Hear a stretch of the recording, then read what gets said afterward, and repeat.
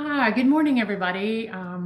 So sorry I can't be with you present and in person, but I am excited to give you some framework for establishing effective team communication and building out your team's ground rules. I'm going to share my screen and we'll get started. All right. I think you guys all know me. We've met several times. I've met one-on-one with each of you, and y'all have asked for an exercise in creating your rules of engagement and also a chance to talk through a challenging issue that you have at hand. So that's what we're going to do today. Main goals for today are we are going to learn John Townsend's 8 steps for difficult conversation. Y'all are going to develop some rules of engagement, even if they're pretty broad at this point. You're going to work on promoting safety and trust, and then some things to ensure future conversations are handled constructively. Leaders define culture. That's this team. This, what you do today and what this work we're doing together impacts the whole organization. It's really important that team communication and collaboration are happening so you can achieve your goals. I know recently there have been some touchy subjects and some conflicts where people haven't felt heard. And I think everybody's been pretty open about that. So that's why we're here today. And we're going to work on these ground rules. So this is what we're going to do. All right. What happens under pressure? Well, under pressure, strategy, plans, everything goes out the window. And whatever culture is there, that's what lands. So part of rules of engagement and good communication, that's a culture component that is super key. And again, getting those down on paper, getting some agreement around those, and then practicing that. That's really where we're starting. So I'm excited for you guys. They're important for rules of engagement, setting clear expectations for behavior and communication, promoting a safe and respectful environment for discussion, and again, enhancing that team collaboration and productivity. I've worked with a lot of organizations, and I can tell you when they have solid rules of engagement and they know that they can each speak freely, but still carry that love and concern for one another, and that they really are with each other in this, they can get through some rough times. I had a group that was dealing with an external PR issue that was really just a mess. And there were a few things that had happened internally that were partially to cause, but honestly was just one of those things that was unfortunate. And that team really came together and built a strategy for a solid solution, and they weathered it. It was highly emotional. People felt guilty and had some blame and some self-doubt, and they walked through it. They had to reference their rules of engagement multiple times because of just the heated conversations. So this is so important. All right, well, for framework, we're going to learn John Townsend's 8 steps for a difficult conversation is that framework. And as you're listening to this, I want you to think about how this relates to group conversation. You can also apply this of having one-on-one with each other, one-on-one with your team members. But these are really good components to think about as you build out your team's rules of engagement, which you're going to get to do shortly. So let's start through these. So first thing is to create safety. Psychological safety is so important. And if you're the one starting the meeting or leading the meeting, you have to be emotionally regulated. If you're hot, if you're angry, if you're not settled down, for sure, wait a minute, maybe a day, take a walk, whatever you need to do to get that reined in. That safety, that starts right at the beginning. It requires emotional regulation. And it's hard. It's hard because when issues come up, you get mad. Show respect and establish an I am for you stance. And what I mean by that is genuinely care about the person, which is hard sometimes, or at least about their impact on the organization. And until you can get to that place, probably shouldn't have the conversation. And beginning with like, hey, this is important to me, but it's also important to me that you grow and develop. So the second thing is state the specific concern. You're probably going to need 3 examples.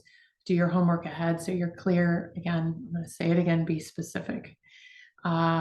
Being super vague and gray, like do better or don't interrupt people, which is specific, but without examples, it doesn't make sense. Or, be clear on what you're concerned about and what you see as the issue, and then own your part.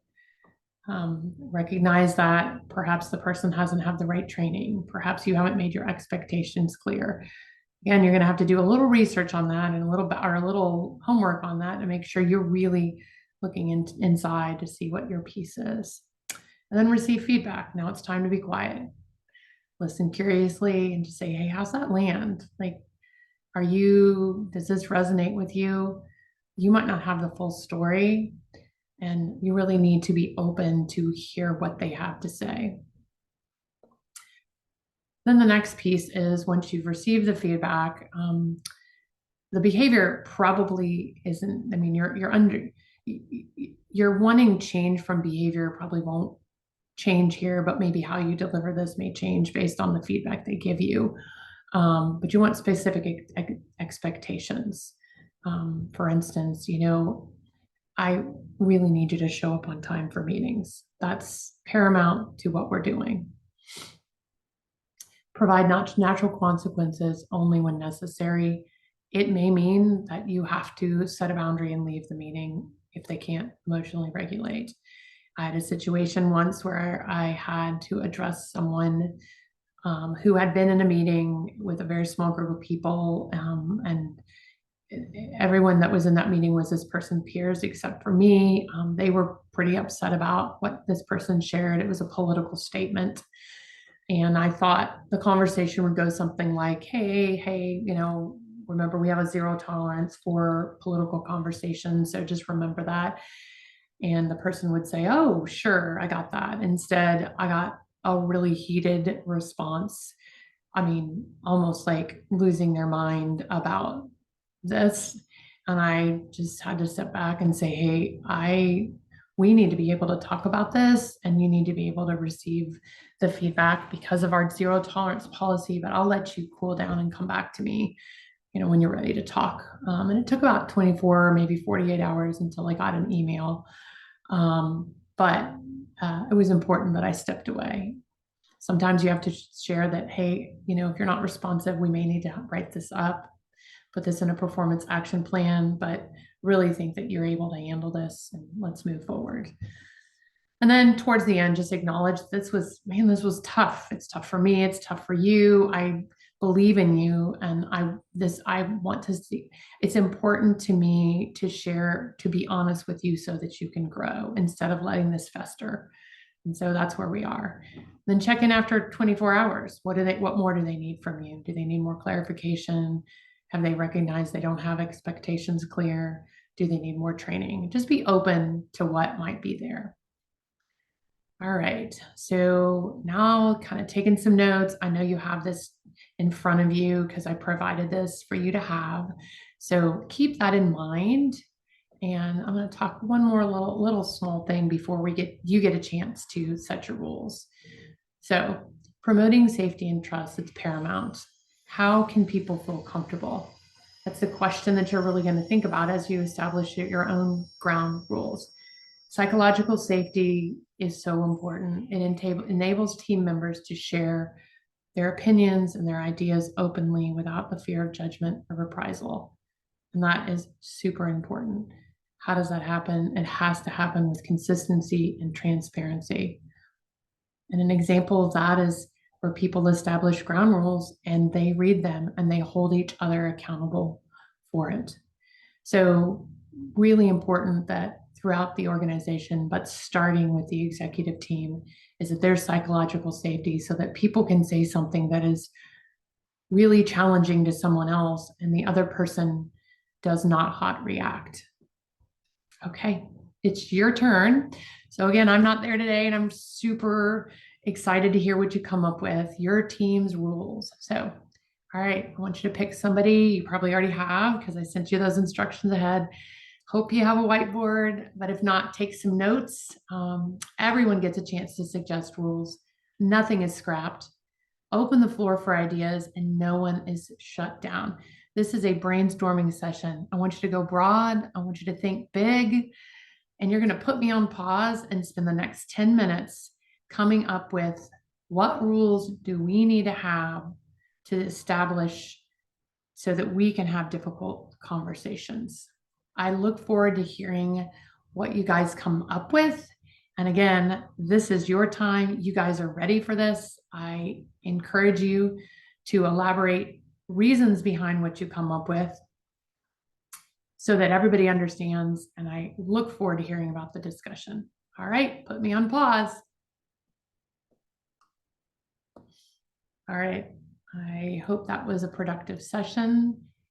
This slide gives you a few things that are examples that for the future, that if you haven't put these on there, you might want to, because you're going to get into discussing a conversation.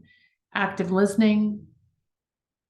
Everyone should listen attentively and avoid interrupting. It's that interrupting piece, isn't it? It's so hard because we want to say what we want to say. Respect. Treat all team members with dignity and courtesy. Confidentiality. This sometimes we forget to write down, but we really want to keep what we talk about in the room.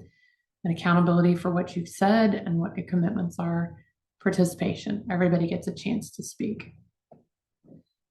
All right, a few notes on staying connected during difficult conversations because you're about to have one. Maintain open body language and eye contact.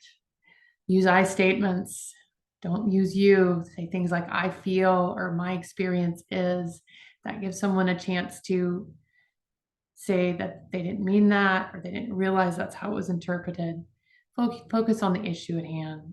You're about ready to talk about that calendar challenge that you've had.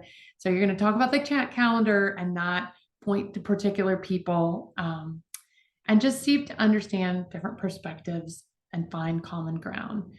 So it's super important to have this, to stay connected. And the last thing is, if you guys currently have your phones or your computers open, shut it down for this next part of the conversation.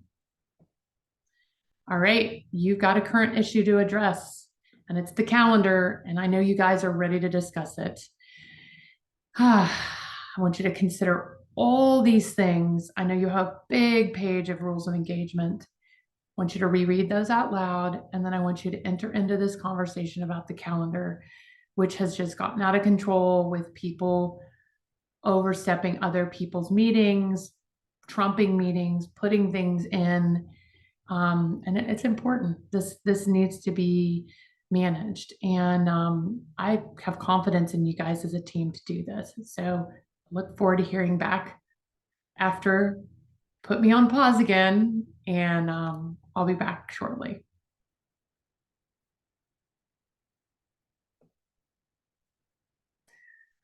All right. Well, when we meet next week, we're going to nail down a better solution for the calendar, but I look forward to hearing all that came out of that meeting. Thank you for taking good notes. I won't always be around. And so those future difficult conversations, we're going to reinforce those ground rules. I want you to remember that difficult conversations are opportunities for growth and development. Leaders define culture. This will flow throughout the organization. Commit to creating safety in meetings. Encourage honest and open communication. And you may need to repeat this training. So the to-dos for you guys are send me your ground rules, send me your rules of engagement. Even if it's broad, I'm going to kind of collate it together. And then when we meet together next week, we're going to agree upon those. And then I want to hear about the calendar discussion. I want to hear all the ideas, all the thoughts, any solutions you got to. And we're also going to facilitate a discussion and move that further along. So I so look forward to hearing what you guys came up with today. And it's exciting to see you take this on as a team. And I look forward to talking to you. Thank you so much. And we will talk to you soon.